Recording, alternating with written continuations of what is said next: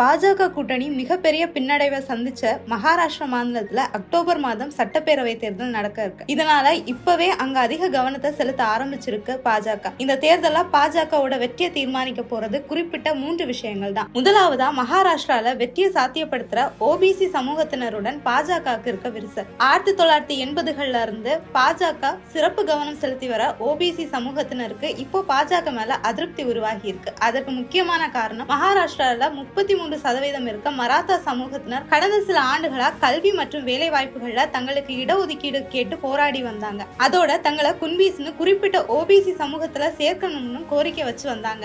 இந்த நிலையில கடந்த ஜனவரி 25 மராத்தா சமூக செயற்பாட்டாளரான மனோஜ் ஜாரங்கி பட்டேல் மும்பைல பெரும் ஆர்ப்பாட்டத்துக்கு ஏற்பாடு செய்திருந்தார். இதை அடுத்து மக்களவை தேர்தல் நடைபெற இருக்கிறத கருத்துல கொண்டு ஷிண்டே அரசு மராத்தா சமூக இடஒதுக்கீட ஓபிசி கோட்டாவுக்கு கீழே சேர்க்கிறதா டிராப்ட் நோட்டீஸ் வெளியிட்டாங்க. அது மட்டும் இல்லாம மகாராஷ்டிராவோட சில பகுதிகளில் மராத்தி சமூகத்தினருக்கு குன்பி சான்றிதழ் வழங்கப்பட்டுச்சு. இந்த விவகாரம் ஓபிசி வாக்காளர்களுக்கு இடையே பெரும் அதிருப்தி ஏற்படுத்திச்சு. குறிப்பா இந்த இடஒதுக்கீடு அரசியல் களத்திலையும் மராத்தியர்களுக்கான முன்னுரிமையை அதிகரிக்கும்னு பயந்தாங்க. இதுதான் நடந்து முடிஞ்ச மக்களவை தேர்தல ஓபிசி வாக்காளர்களோட ஓட் ஷிப்டுக்கு முக்கியமான காரணமா அமைஞ்சது. சோ வர இருக்க மக்களவை தேர்தலுக்கு முன்னாடி ஓபிசி வாக்காளர்களை மீண்டும் பாஜக பக்கம் இழுக்க வேண்டியது பெரிய டாஸ்கா. இரண்டாவதா கடந்த 2019 சட்டமன்ற தேர்தல் காலகட்டத்தில் சிவசேனா பாஜகவோட கூட்டணியில இருந்தாங்க. அது மட்டும் இல்லாம மகாராஷ்டிரால அதிகப்படியா 36 சட்டமன்ற தொகுதிகளை உள்ளடக்கி இருக்க மும்பைல பாஜக சிவசேனா கட்சிகளுக்கு நல்ல வாக்கு வங்கி இருக்கு. இதனால கடந்த கால தேர்தல்கள்ல அதிகப்படியான தொகுதிகளை ஜெயிச்சாங்க.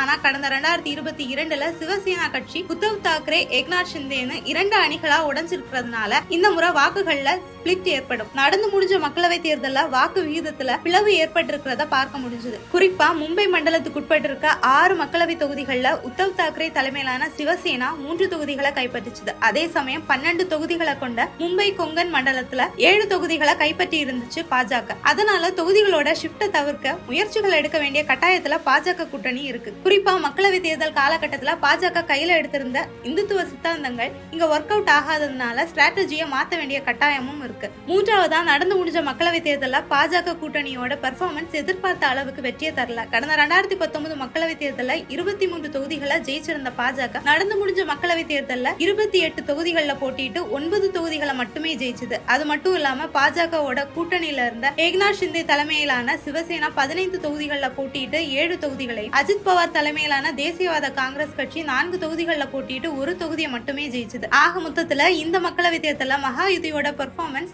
இம்ப்ரெசிவா இல்ல. இதனாலே அஜித் பவார் ஷிந்தே அணிகளுக்கு மத்திய கேபினெட்ல மாநில இணை அமைச்சர் பதவிகளை பாஜக ஒதுக்க முன்வந்தாலும் அதுல அவ்வளவு மகிழ்ச்சியா இல்ல இந்த 2 அணிகளும். இப்படி கூட்டணிக்குள்ள அதிருப்திகள் ஒரு பக்கம் இருக்க, மாநிலத்துல பாஜக மேல இருக்க எதிர்மறையான எண்ணம் பத்தி வான் பண்ணிருக்கு RSS. அதோட இப்படியே போனா மொத்தம் இருக்க 288 தொகுதிகள்ல அறுதி பெரும்பான்மையான 145 தொகுதிகளை விட காங்கிரஸோட மகா விகாஸ் அகாடி அதிகமா கிட்டத்தட்ட 150 தொகுதிகளை கைப்பற்றவும் வாய்ப்பு இருக்குன்னு எச்சரிச்சிருக்காங்க. அதோட அஜித் பவார் அணியும் ஷிந்தே அணியும் 90, 100ன்னு இஷ்டத்துக்கு சட்டமன்ற சீட்களை கேட்டு வரதால முடிவெடுக்க முடியாம சிக்கல்ல இருக்கு பாஜக. அதனால சுமூகமா இந்த சிக்கல்களை சரி செய்து ஒற்றுமையா தேர்தல் அணுக வேண்டிய கட்டாயமும் பாஜகவுக்கு இருக்கு. இந்த 3 சிக்கல்களை பாஜக சரி செய்து மகாராஷ்டிரால மீண்டும் ஆட்சி அமைக்குமான்னு பொறுத்திருந்து பார்க்கலாம்.